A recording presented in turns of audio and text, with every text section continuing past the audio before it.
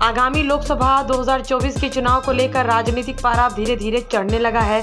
इसी कड़ी में आरा संसदीय क्षेत्र से महागठबंधन समर्थित भाकपा माले प्रत्याशी सुदामा प्रसाद के चुनावी प्रचार प्रसारण संविधान बचाओ, लोकतंत्र बचाओ, भाजपा हराओ, देश बचाओ कार्यक्रम के तहत भाकपा माले के राष्ट्रीय महासचिव दीपांकर भट्टाचार्य गुरुवार को आरा पहुंचे।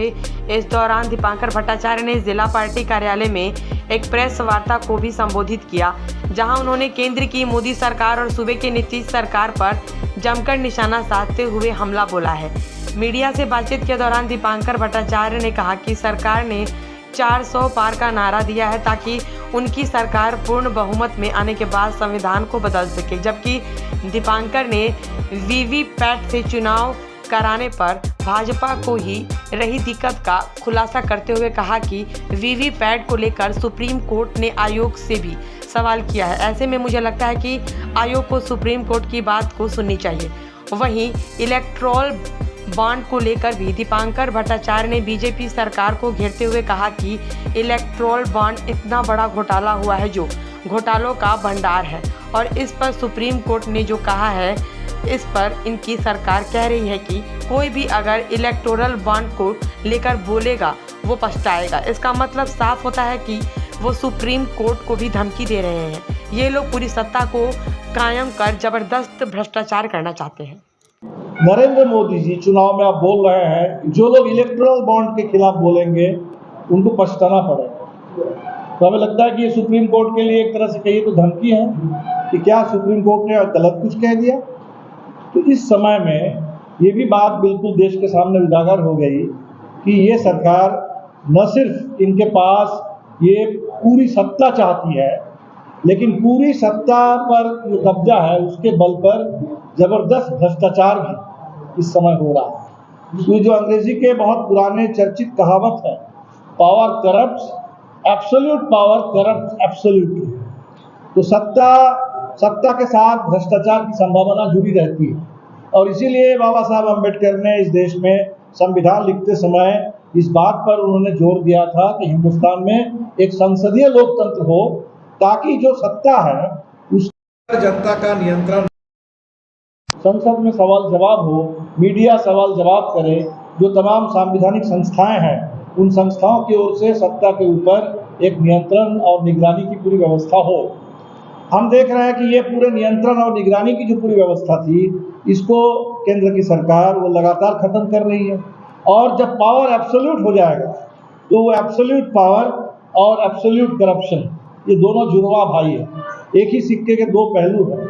और वो एब्सोल्यूट करप्शन देश के अंदर अब पूरा बिल्कुल दिखने लगा है। तो इसलिए आज ये बिल्कुल साफ है कि अब तक के देश में जितनी सरकारें बनी हैं उनमें से सबसे भ्रष्ट सरकार मोदी जी की सरकार है।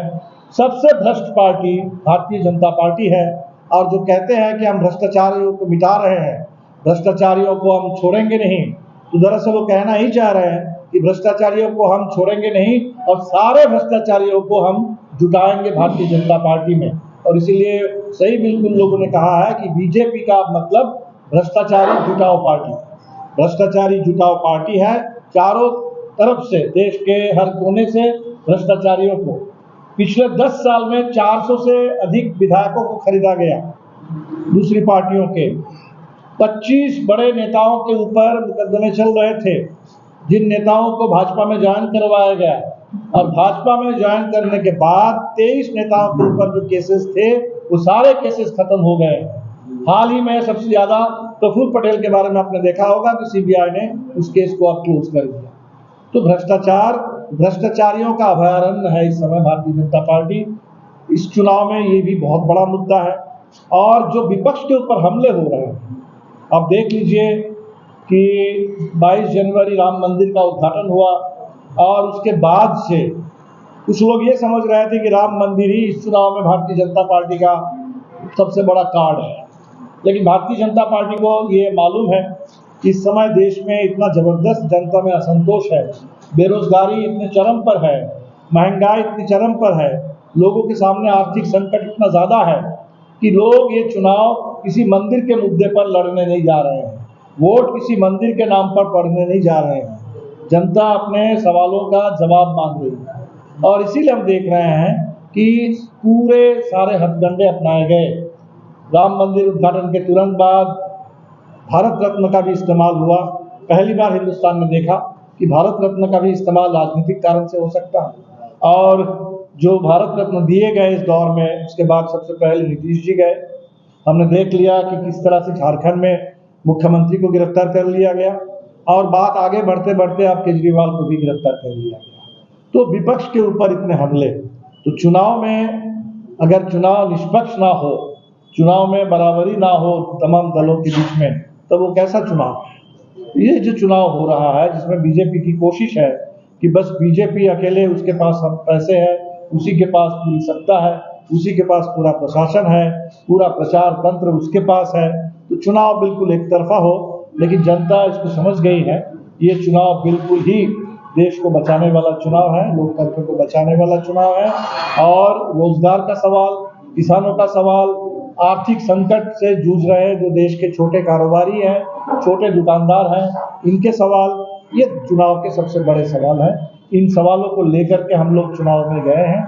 तो देश का सवाल, बिहार का सवाल, और हर एक क्षेत्र के अपने अपने सवाल हैं। और खासकर हम कहेंगे कि सुदामा जी जहाँ लड़ रहे हैं, तो लंबे समय से 2 टर्म से विधायक हैं, और विधायक रहते हुए पूरे भोजपुर और बिहार के तमाम किसान और बटाईदारों का सवाल, छोटे दुकानदारों के सवाल लगातार विधानसभा के मंच पर की बात आती है तभी बात आता है। नहीं, पहली बात तो देखिए, भारतीय जनता पार्टी सबसे पहले इस देश में ईवीएम पर सवाल उठाती थी।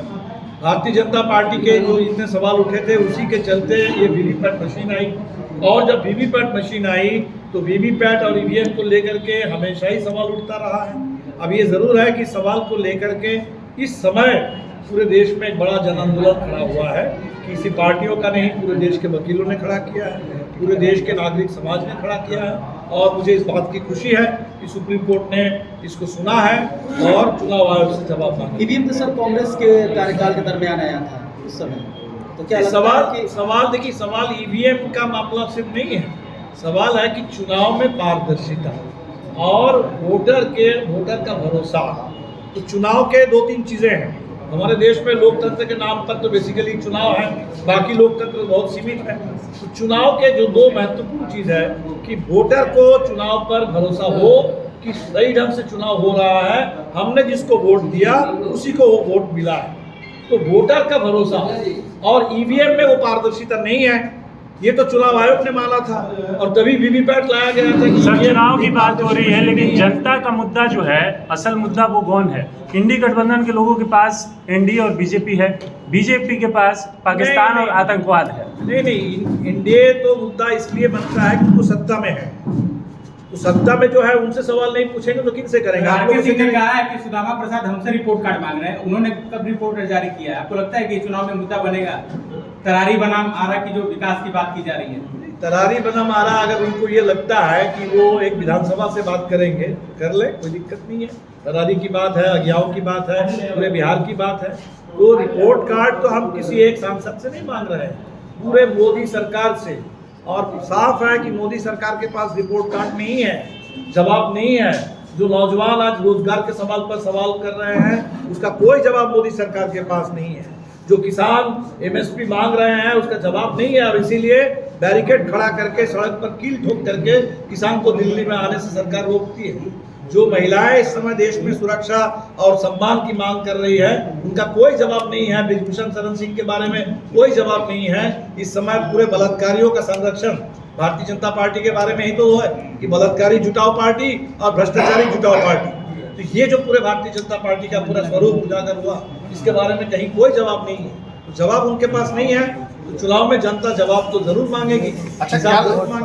किस तरीके का पूरे देश के अंदर सवाल खड़ा हो गया, और चर्चा इसलिए चल पड़ी है कि ऐसा चुनाव तो पहले हमने कभी नहीं देखा था कि एक चुनाव शुरू हुआ और दिल्ली के मुख्यमंत्री को आपने जेल में डाल दिया। आपने जेल में डाल दिया किसी एक आदमी के बयान के आधार पर, और जिस आदमी के बारे में अब साफ पता चल गया है कि उनके शुरुआती बयान कुछ थे, बाद में उनको जब जेल में प्रताड़ित किया गया, प्रताड़ित करने के बाद उनको मिला लिया गया अपने साथ, और उसी आदमी ने, उसी कंपनी ने 55 करोड़ जो कह रहा है कि मनी ट्रेल कहाँ है, तो 55 करोड़ भारतीय जनता पार्टी को उसने दिया है। ये तो बिल्कुल साफ है इस समय देश में जिस तरीके से चुनाव कराए जा रहे हैं, ये चुनाव में जो दो चीज़, वोटर का भरोसा, ये महत्वपूर्ण है। दूसरा, लेवल प्लेइंग फील्ड, कि देश में स्वतंत्र और निष्पक्ष चुनाव हो और निष्पक्षता दिखे। जो चुनाव आयुक्त भी, हम देख रहे थे राजीव कुमार जी उस दिन कह रहे थे कि बिल्कुल लेवल प्लेइंग फील्ड होना चाहिए, लेकिन लेवल प्लेइंग फील्ड तो दिख नहीं रहा। बिल्कुल दिख रहा है कि चुनाव को हथियार माने पूरी तरह से हड़प लेना चाहती है भारतीय जनता पार्टी। तो चुनाव को हड़पने की जो पूरी कोशिश है, देश की तमाम संस्थाओं को रोकने की कोशिश है, तमाम जो विपक्ष के दल है उन दलों को प्रताड़ित करने की जो कोशिश है, इससे साफ है कि सरकार नहीं चाहती कि चुनाव स्वतंत्र हो और निष्पक्ष हो। और इसलिए लोगों के मन में यह आशंका है कि मोदी सरकार अगर तीसरी बार लौट कर आ गई तो बचा खुचा लोकतंत्र भी नहीं बचेगा, बचा खुचा संविधान भी खत्म हो जाएगा।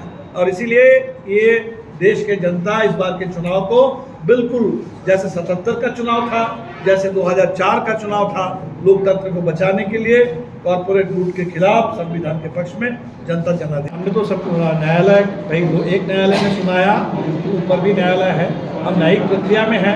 लेकिन ये जो केस है ये तो बिल्कुल है कि ये एक राजनीतिक मकसद से, उद्देश्य से प्रेरित केस है, फर्जी मुकदमा है, ये तो सब लोग जानते हैं यहाँ के, इसलिए इस पर तो कोई दो राय नहीं है। अब न्यायालय भी, मुझे पूरा भरोसा है, जो हाई कोर्ट है, सुप्रीम कोर्ट है, निश्चित तौर पर हमें इस पर न्याय मिलेगा। क्या माले के स्टार प्रचारक के रूप में राहुल गांधी भी 11 में आएंगे? अब माले के स्टार प्रचारक के रूप में तो राहुल गांधी नहीं होंगे, इंडिया के स्टार प्रचारक के रूप में बिल्कुल है। हमने अपने स्टार प्रचारकों की सूची दे दी, 40 प्रचारकों की, और साथ साथ निश्चित तौर पर राहुल जी हो, तेजस्वी जी हो, या अन्य तमाम पार्टियों के नेता, अन्य कम्युनिस्ट नेता हो, अब सब लोगों से ही निश्चित तौर पर उम्मीद होगी। लेकिन पूरे देश का मामला है, चुनाव 7 चरण में है, सबकी व्यस्तता रहेगी, फिर भी हम कोशिश करेंगे कि सभी दल के नेता चुनाव प्रचार में आ सकें। सर, ईवीएम को लेकर आपने कुछ कहा, तो उसमें भी क्या लगता है कि ईवीएम की कुछ ईवीएम को लेकर के अब पहली बार हुआ कि सुप्रीम कोर्ट ने भी चुनाव आयोग से ये नोटिस दे दिया। तो जो बात हम लोग चुनाव आयोग से मिलकर कहना चाहते थे, चुनाव आयोग ने अभी तक सुना ही नहीं। इंडिया गठबंधन के शिष्टमंडल ने मिलने के लिए समय मांगा, चुनाव आयोग ने समय तक नहीं दिया। लेकिन अब हमें खुशी है कि सुप्रीम कोर्ट ने इसका संज्ञान लिया, और सुप्रीम कोर्ट ने वही सवाल चुनाव आयोग से किया जो पूरा देश कर रहा है कि आखिर वीवीपैट, ये मशीन 5000 करोड़ खर्च करके इतनी मशीनें लाई क्यों गई अगर उसका इस्तेमाल नहीं किया जाएगा। और इस्तेमाल करने का मतलब क्या है, उस मशीन का नाम है voter verifiable paper audit trail.